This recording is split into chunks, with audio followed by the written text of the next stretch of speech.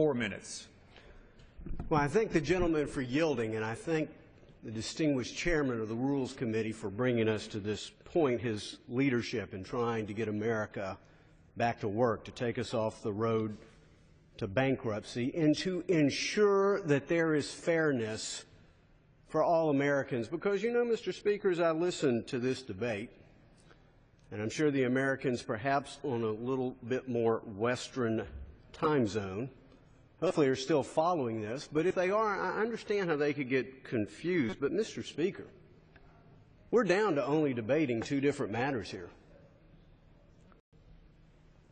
Should the bosses in America get a better deal than their employees in Obamacare?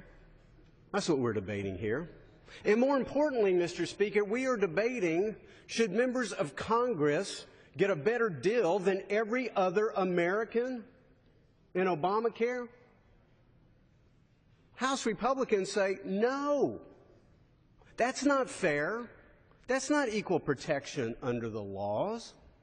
But yet our friends on the other side of the aisle are now saying, no, no, no.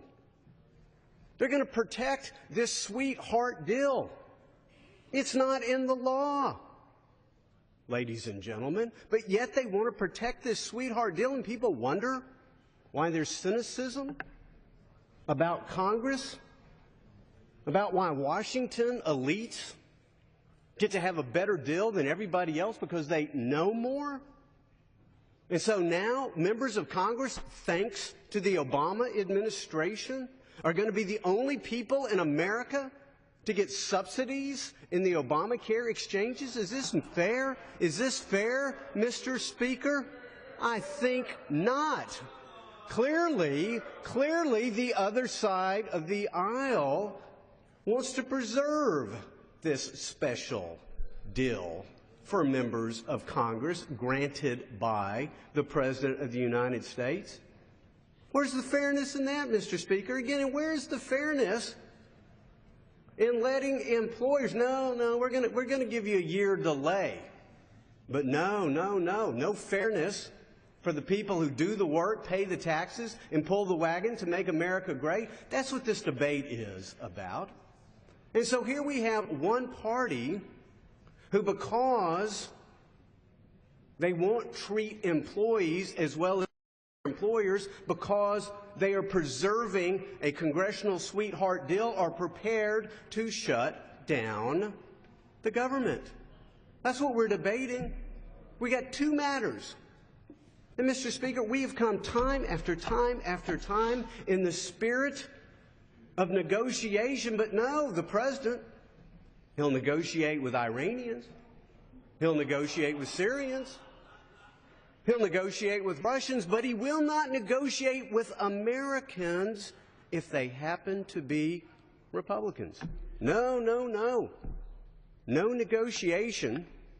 Again, is there any surprise that America gets cynical? I mean, why is this, Mr. Speaker? Is it arrogance? Is it hubris? Is it pride?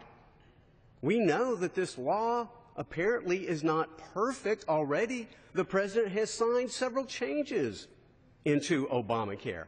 And now we've had delay after delay after delay. Income verification, delayed. High-risk pools, delayed. Out-of-pocket cost limitations, delayed. Small business health options. Just 3 or 4 days ago, as the President was extolling the virtues of the great rollout of Obamacare, 20 minutes later, his own administration announced yet another delay. Small business health options. Give the gentleman an additional minute. The gentleman from Texas is recognized for 1 minute. So it seems to me, Mr. Speaker, the President of the United States has perhaps realized that his signature law is not perfect.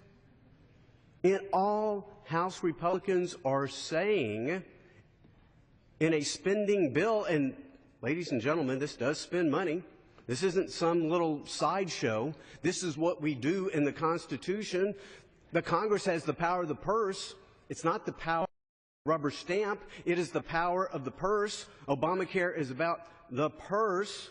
And so we're saying two things, Mr. President, in a law that you have already delayed time after time after time. If you're going to delay it for the employers, delay it for the employees.